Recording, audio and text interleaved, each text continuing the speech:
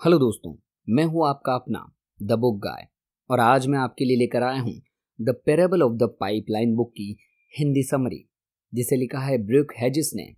तो चलिए फिर शुरू करते हैं। दोस्तों, the parable of the pipeline यानी कि अमीर बनने का सबसे बड़ा रहस्य क्या है, चलिए इस बुक समरी के माध्यम से जानते हैं। दोस्तों, यदि आप भी सोचते हैं कि आप दौलत तभी बना सकते हैं जब आपकी सैलरी ज़्यादा होगी, तो आप बिल्कुल गलत हैं। अधिकांश लोग इसी भ्रम में जी रहे हैं कि दौलत बनाने के लिए अधिक सैलरी होना आवश्यक है। यदि आप गौर करेंगे तो पाएंगे कि जैसे जैसे आपकी सैलरी बढ़ती जाएगी, वैसे वैसे आपके खर्चे भी बढ़ते जाएंगे। बल्कि अधिक सैलरी वाले लोग अक्सर कर्ज का शिकार हो जाते हैं। जिस दिन उनकी नौकरी चली जाती है, उस दिन उनके पास कोई आय का साधन मौजूद नहीं रहता। यदि आप भी उन लोगों में से एक हैं जिनकी अच्छी सैलरी होने के बावजूद भी जेब में कुछ नहीं बचता, तो ये बुक समरी आपके लिए है। ये बुक हमें एक ऐसी पाइपलाइन को बिल्ड करना सिखाती है जो हमेशा रेजिडेंशियल इनकम देती रहती है। रेजिडुअल इनकम से मतलब है कि एक बार काम करके फिर हम उसे हमेशा पैसा कमाते हैं। यही कारण है कि पाइपलाइन लगातार पैसा पंप करती रहती है। हर दिन, हर महीने, हर साल हम काम करें या न करें। ऑथर का कहना है कि मिलेनियर बनना कोई चांस नहीं है, बल्कि हमारी चॉइस होती है। अगर पाइपलाइन हमारी लाइफलाइन होती है, अगर हमारे पास एक ही पाइपलाइन है, तो मतलब हमारे पास एक ही लाइफलाइन है। जितनी ज़्यादा पाइपलाइन होगी हमारे लिए उतना ही ज़्यादा अच्छा होगा। पाइपलाइन हमको पर्सनल और फाइनेंशियल फ्रीडम और लाइफ टाइम सिक्योरिटी देती है। तो आप भी समझ सकते हैं कि पाइपलाइन कैसे बनाएं। ये book the parable of the pipeline, जिसे ब्रूक हेजिस ने लिखा है, ये समरी इस बुक से सीखी गई है कि कुछ महत्वपूर्ण बातों का सार है जो आपको बताएगी कि आखिर क्यों अधिक सैलरी होने के बाद भी आज अधिकांश लोग इस हालत में हैं। जिस दिन वे काम नहीं करेंगे, उस दिन उनके पास कोई इनकम नहीं होगी। इसका उपाय जानने के लिए इस बुक समरी को पूरा जरूर सुनिए। Story of Pablo and Bruno. Italy के एक छोटे से गांव में दो युवक रहते थे जिनका नाम पाब्लो और ब्रूनो था। ये दोनों बड़े सपने देखते थे। वो दोनों हमेशा बातें किया करते थे कि एक दिन वो गांव के सबसे अमीर आदमी बन जाएंगे। ये दोनों बस किसी अवसर की तलाश कर रहे थे। एक दिन गांव के निवासियों ने नदी के पास एक पानी लाकर हौज भरने के लिए दोनों लोगों को काम पर रखने का विचार किया। उन्होंने काम पाब्लो और ब्रूनो को दे दिया। वो दोनों अपनी बाल्टी उठाकर नदी की ओर चल दिए। उन्होंने पूरे दिन बाल्टी से पानी लाकर उस हौज को भर दिया। इस पर गांव वाले ने उन्हें हर बाल्टी के लिए एक पैनी दी। इस पर ब्रूनो की खुशी का ठिकाना नहीं रहा। वो चिल्लाया, मुझे अपनी किस्मत पर यकीन नहीं हो रहा। लेकिन पाब्लो कुछ खास खुश नहीं हुआ था। पानी की बाल्टियां ढोने के कारण उसके पूरे शरीर में दर्द हो रहा था। वो सोचने लगा, नदी से गांव तक पानी लाने के लिए वो कोई और तरीका सोचेगा। अगले दिन पाब्लो ने ब्रूनो से कहा, हम सिर्फ थोड़े से धन के लिए दिन भर बाल्टी धोने के स्थान पर क्यों ना नदी से गांव तक एक पाइपलाइन बना दें। तो ब्रूनो ने कहा कि हमारे पास बेहतरीन नौकरी है। मैं पूरा दिन बाल्टी से पानी लाकर खूब धन कमा सकता हूँ। वीकेंड पर हमें छुट्टी मिलती है। हर साल 2 सप्ताह की पेड लीव भी मिलती है। पाब्लो, तुम पाइपलाइन का ख्याल अपने दिमाग से निकाल दो। पाब्लो ने ब्रूनो को समझाया कि वो आधे दिन बाल्टी ढोने का काम करेंगे, बाकी आधे दिन पाइपलाइन बनाने का काम करेंगे। लेकिन ब्रूनो नहीं माना। पाब्लो अपने सपने को पूरा भरोसा था, इसलिए वो अपने काम पर लग गया। सभी गांव वाले और ब्रूनो पाब्लो का खूब मजाक बनाते थे। वो उसे पाब्लो पाइपलाइन कहकर चिढ़ाते थे। ब्रूनो पाब्लो से अधिक काम करता था, इसलिए उसे अधिक धन मिलता था। वो नए कपड़े खरीदता था, इसीलिए इसके साथ ही लजीज भोजन भी करता था। वो लोगों को अपनी तरफ से शराब भी पिलाता था। इससे लोग उसकी तारीफों के पुल बांधते थे। जब ब्रूनो आराम से लेटा रहता था तो उस समय पाब्लो अपनी पाइपलाइन खोदता रहता था। कल के सपने आज के ही त्याग से साकार होते हैं। कुछ महीनों तक तो पाब्लो ही मेहनत का कुछ फल दिखाई नहीं दिया। वो शाम को और वीकेंड पर भी काम कर रहा था, लेकिन वो हमेशा खुद को याद दिलाता रहता था, कल के सपने आज के ही त्याग से साकार होते हैं। वो रोज खुदाई करता था।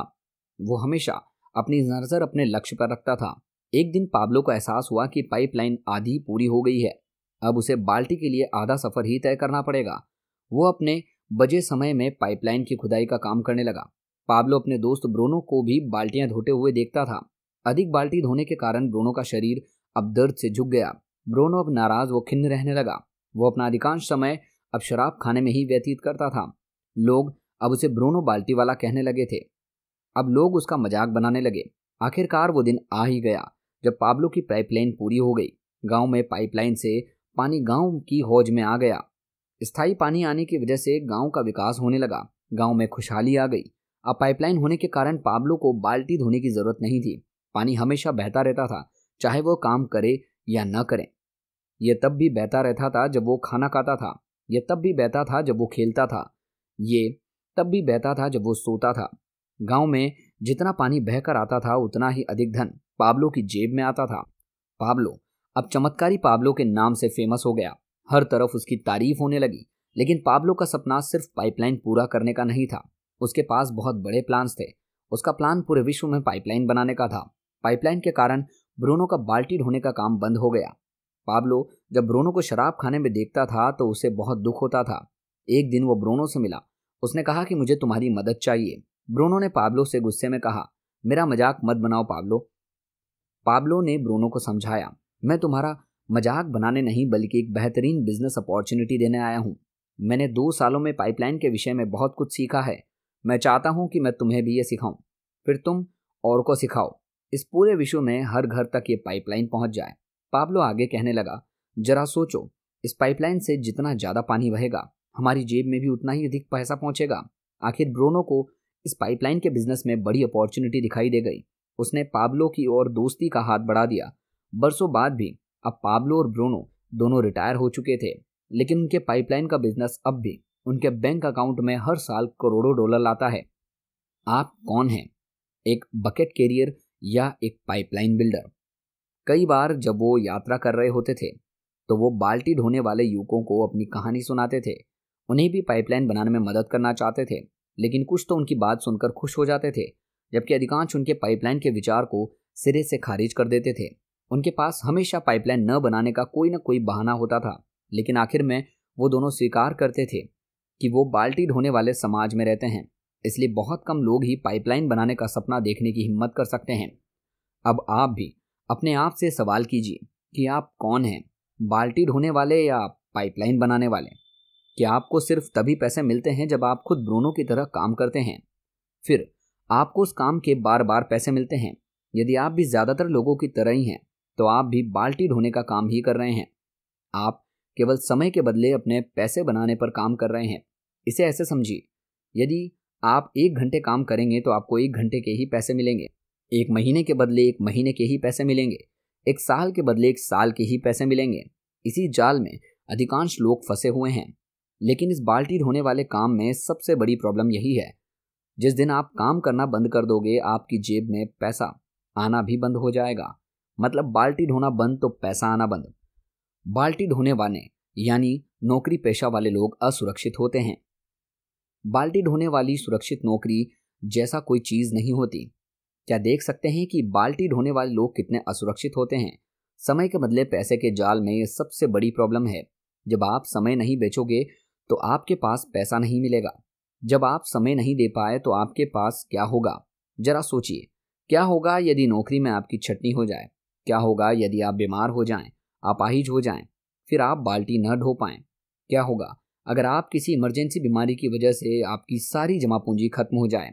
यदि आपकी इनकम आना बंद हो जाए तो आप कब तक अपने हाउस या कार की किस्त दे पाएंगे? तो इसे काम में सुरक्षा कहाँ है? जबकि पाइपलाइन तब भी पैसा देती है जब आप खेलते हैं। पाइपलाइन निरंतर आमदनी का साधन है, चाहे आप समय दें या न दें। सच्ची सुरक्षा का एकमात्र तरीका यही है कि जब आप बाल्टी ढो रहे हैं तो उसी समय एक पाइपलाइन बना लो। हम देखते हैं कि 99% लोग बाल्टियां धोते हैं। वो ये मान लेते हैं कि अगर जीवन में कुछ पाना है तो बाल्टी ढोकर ही पाया जा सकता है। बाल्टी ढोने वाला मॉडल बताता है कि स्कूल जाओ, बाल्टियां ढोना सीखो, कड़ी मेहनत करो, ज़्यादा बाल्टियां ढोना सीखो, बाल्टी ए कंपनी से बाल्टी बी कंपनी में नौकरी कर लो ताकि आप ज़्यादा बाल्टी ढो पाओ। बाल्टी ढोने से लोग कितना कमाते हैं? शायद जितना कमाते हैं उससे उनकी बुनियादी ज़रूरतें भी पूरी नहीं हो पाती। जब बाल्टी ढोने वालों को लगता है कि उन्हें ज़्यादा पैसे चाहिए तब उन्हें यही सॉल्यूशन मिलता है, ज़्यादा बाल्टी ढो। इसके लिए वो बाल्टी ढोने की दूसरी नौकरी भी करते हैं। बाल्टियां ढोने वाले ये तर्क देते हैं, ज़्यादा बाल्टियों का अर्थ है ज़्यादा वेतन। वो सोचते हैं कि यदि वे ज़्यादा बाल्टियां ढो पाए तो उन्हें ज़्यादा वेतन मिलेगा, जिससे उनकी सभी प्रॉब्लम्स दूर हो जाएगी। लेकिन हकीकत ये होती है कि जितनी बड़ी बाल्टी होती है उसका खर्च भी उतना ही ज़्यादा होता है। बाल्टियां चाहे कितनी भी बड़ी क्यों ना हो, एक न एक दिन वो सूख ही जाएंगी, जबकि पाइपलाइन हमेशा काम करती रहेगी। लेकिन पाइपलाइन अपने आप ही नहीं बनती, उसके लिए समय निकाल कर कड़ी मेहनत करनी पड़ती है। हर कोई अपने बाल्टी के साइज को बढ़ाना चाहता है, लेकिन ये सच्चाई है कि बाल्टियां ढोने से आप फाइनेंशियल फ्रीडम हासिल नहीं कर सकते, क्योंकि जिस दिन आप बाल्टियां ढोना बंद कर देंगे उस दिन आपका पैसा आना भी बंद हो जाएगा। The parable of the pipeline money leverage. चीन के एक सम्राट ने चेस का आविष्कार करने वाले व्यक्ति को पुरस्कार देने का निर्णय लिया। उन्होंने उस व्यक्ति की एक इच्छा पूरी करने का फैसला लिया। उस आविष्कार के सम्राट ने कहा कि मुझे चावल का एक दाना दें।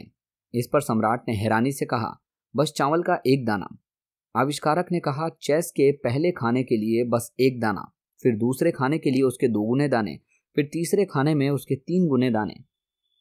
ये तब तक चलता रहे जब तक वो चावल का दाना चेस के सभी खानों में 2 गुना ना हो जाए। बस यही मेरी इच्छा है महाराज। सम्राट ने खुश होकर सोचा, मुझे यह अद्भुत खेल बहुत ही सस्ते में मिल रहा है। सम्राट ने कहा, मुझे मंजूर है। रसोई का सेवक चावल का एक छोटा सा थैला लेकर आया। आविष्कारक ने कहा कि आप रसोई में से एक बड़ा थैला ले आएं। यह सुनकर दरबार के सभी लोग उस पर हंसने लगे। इसके बाद आविष्कारक चावल के दाने चेस पर खानों में रखने लगा। सब लोग जोर जोर से हंसने लगे।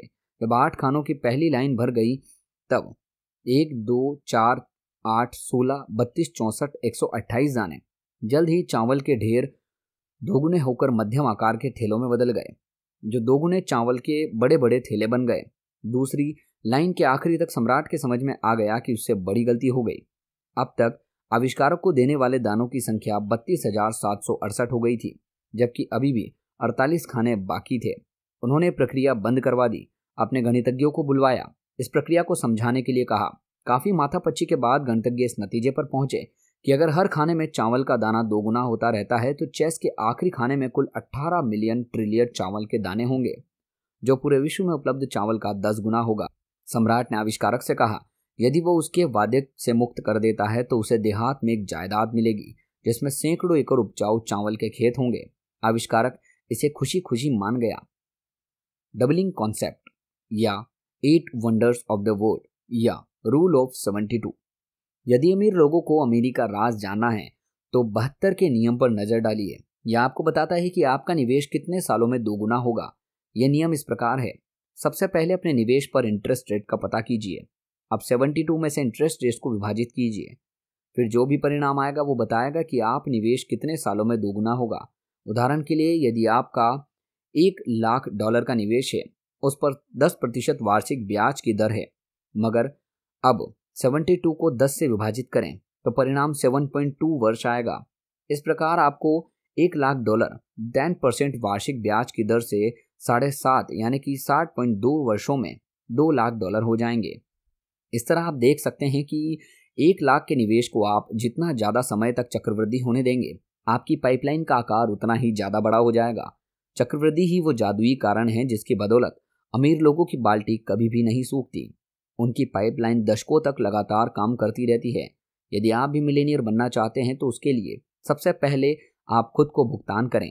यदि हर महीने सबसे पहले अपने निवेश खाते में पैसे डालकर खुद को भुगतान करें, अपनी पूरी आमदनी को खर्च करने के बजाय उसका एक बड़ा हिस्सा अपने निवेश के जार में अलग रख दें। इस पैसे को चक्रवृद्धि होने के लिए छोड़ दें। ये प्रक्रिया लगातार करते रहें। निष्कर्ष ये है कि जब आपकी अच्छी सैलरी पा रहे हों तो पूरी सैलरी को बिल्कुल भी खर्च न करें। सैलरी का एक हिस्सा अपनी पाइपलाइन बनाने में खर्च करें। अपने समय में थोड़ा सा इस ध्यान रखें। यह प्रक्रिया हर महीने, हर साल लगातार चालू रखें। यह आपका छोटा सा स्टेप आपको एक दिन फाइनेंशियल फ्रीडम हासिल करने में आपकी मदद करेगा। तो दोस्तों, ये थी book summary the parable of the pipeline की। आपको ये बुक समरी कैसी लगी हमें कमेंट सेक्शन में जरूर बताइए। और अगर आपको ये वीडियो अच्छी लगी हो तो इस वीडियो को लाइक और चैनल को सब्सक्राइब जरूर करें। अगर आप इस बुक की फुल ऑडियो बुक सुनना चाहते हैं तो उसका लिंक चैनल के डिस्क्रिप्शन में दिया गया है। और अगर आप ये बुक खरीद कर पढ़ना चाहते हैं तो उसका लिंक हमारे वीडियो के डिस्क्रिप्शन में दिया गया है। मिलते हैं अगली वीडियो में अगली समरी के साथ। धन्यवाद।